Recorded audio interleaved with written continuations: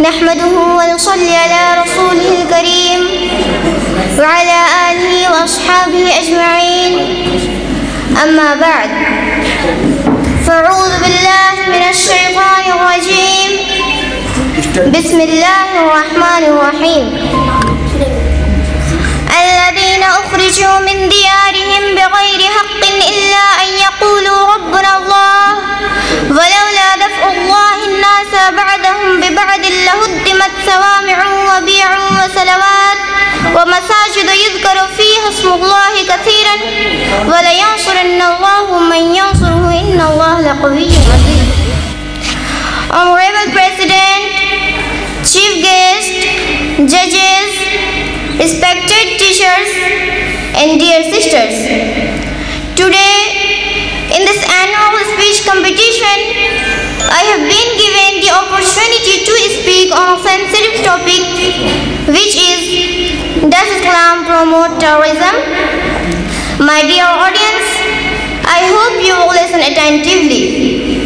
In this digital age, it is so easy to spread misconceptions about anything, and as the enemies of Islam are spreading misconceptions among the people, they quote the Holy Quran chapter 9 verse 5 without context and say that the Quran says, kill them wherever you find them. While this verse has come for those few people who broke their record, which is mentioned in earlier words, my dear audience, who does not know when the Prophet Muhammad announced the message of Allah subhanahu wa ta'ala, the people of Mecca opposed him strongly and tried his best to vanish him and his companions. But the Prophet Muhammad and his companions patiently brought him in Mecca for nearly 13 years.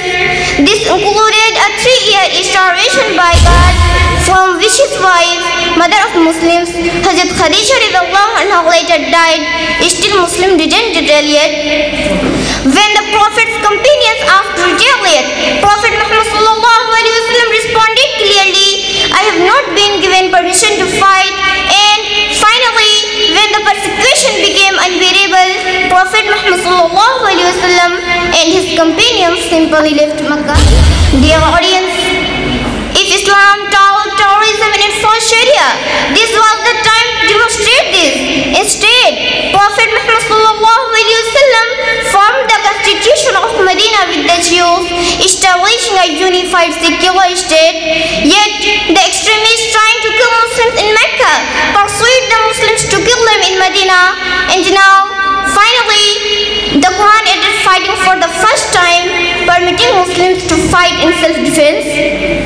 The Quran chapter 22 verse 39, أُذِنَ لِلَّذِينَ يُقَاتَلُونَ بِأَنَّهُمْ ظُلِمُوا وَإِنَّ اللَّهَ عَلَى نَصْرِهِمْ لَقَدِيرٌ. Permission to fight has been granted to those for they have been wronged. In fact, Allah has the power to help them. Fighting is permitted in the Quran only to those against whom are resist, and fight was not just to protect Muslims from persecution, but also to protect Christians, Jews, and people of all religion. In chapter 2 verse 193, the Quran declares that Muslims may fight only active combatants, meaning even if an enemy combatant asks for forgiveness during a war, you must forgive. In Islam, there is no thing as collateral damage, mutilation or torture of innocent people. My dear audience, when the Prophet Muhammad returned to Mecca after 8 years, having suffered brutal persecution and murder of even his own children, he offered forgiveness with the one condition that the Meccans accept universal freedom of conscience. He did not force Islam, he did not wage war, he did not imprison the city, he forgave.